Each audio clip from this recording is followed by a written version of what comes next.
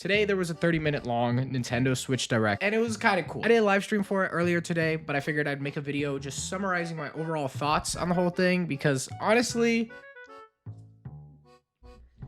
I don't know, man. It was interesting. Now, I was definitely going into this Direct with very, very high expectations. I'm really begging Nintendo to come out with The Legend of Zelda Wind Waker and Twilight Princess HD, a dual pack. Charge however much you want for it. I just want to play those games. I want to play those games so badly. I was also thinking maybe they would release like Mario Galaxy 2. I would have really enjoyed that. I thought maybe we were going to get some kind of surprise reveal in this Direct, something we weren't going to expect. We did not.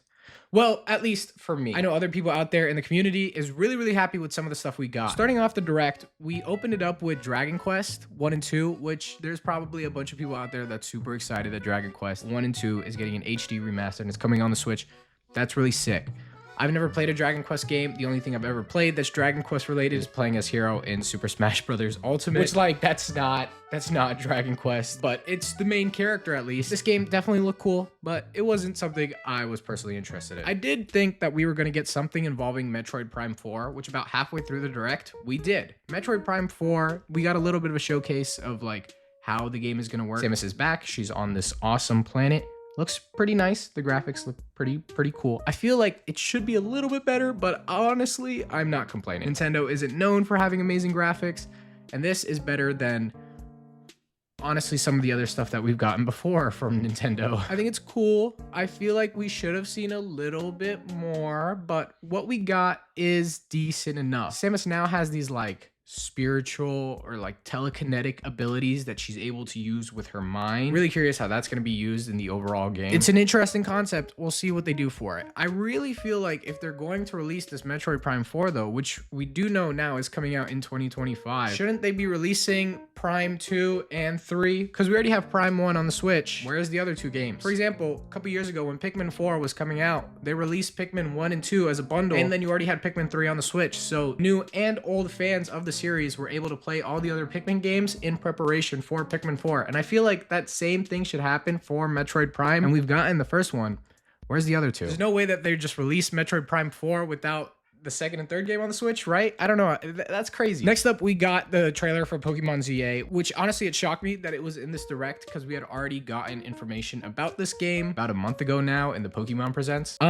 Pretty underwhelming, in my opinion. I felt like all the trailer really was just letting us know that there are trainers in this game, which is not anything new to a Pokemon game. Like there was a little bit more with it talking about, hey, we have nighttime sections and like the aura of the city changes, but that's not really cool. If anything, if you were to ask me which upcoming Pokemon game I'm more excited for, ZA or the new Pokemon Champions game that we got shown off in the Pokemon Direct, I would say it's Champions. I'm more excited about that. That just seems a lot more fun. I don't know. I'm complaining about it, but I'm still gonna buy it. And that's what happens every single time. I just love Pokemon. I'm literally wearing a Pokemon shirt right now and a Pokemon hat. They got me. Like I'm a fan for life. But please, just make a better game. Next up, we got to see the return of Rhythm Heaven, which is pretty cool. I think it's been so long since the last one came out. This was something that I personally wasn't really ever looking forward to. I've never actually played one of these games, or if I had, it was at a friend's house back when I was younger. This wasn't something that I needed, but I will definitely be picking up and checking out. The trailer was adorable. I think it was probably the most fun trailer in the entire Direct with how it opened up and just how the entire trailer progressed. I think it was really cute. It was really adorable.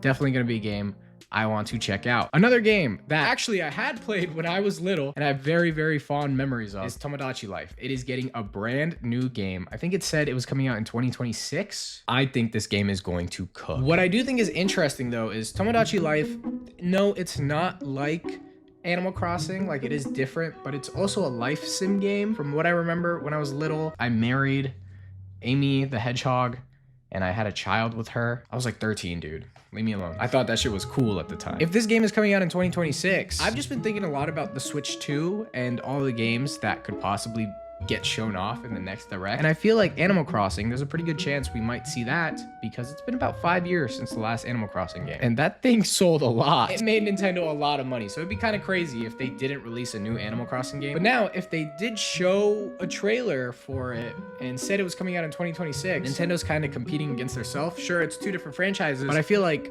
it's also kind of same. I don't know. Maybe that's crazy. Maybe I'm crazy for saying that, but I just think it's interesting. And then that was honestly pretty much everything really exciting in the direct for me. Obviously, now that the hype for this direct has faded from my system, thinking about it, there's like 6 days until the Switch 2 direct, and they're probably saving all of their amazing announcements for then. But this now begs the question, what is actually going to be in the Switch 2 direct? Obviously, they're going to dedicate a good chunk of the time to actually showing off the console. Let's say it was a 40-minute direct. I would hope that they at least spent half of it just showing off the console. 20 minutes is fine, but I think the other 20 minutes should be dedicated to games. Like, I feel like it really needs to showcase games. The Switch, when it originally came out, it's kind of bare bones. If it wasn't for The Legend of Zelda Breath of the Wild, the Switch wouldn't have really had anything. Mario Kart came out as a port from the Wii U like a month later, and that was pretty cool. That helped out, and the Mario came later on in that year. I don't know, I felt like the Switch at first, it didn't really have much to cook with, and I think for the Nintendo Switch 2, they shouldn't do that.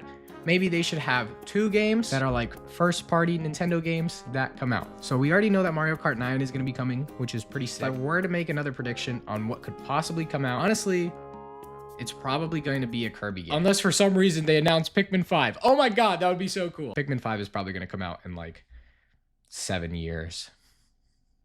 Damn it. I don't know. We'll have more to talk about next week with the Switch 2's actual release. Thank you guys for watching the new channel. In the meantime, subscribe and go watch some other videos. Bye, guys.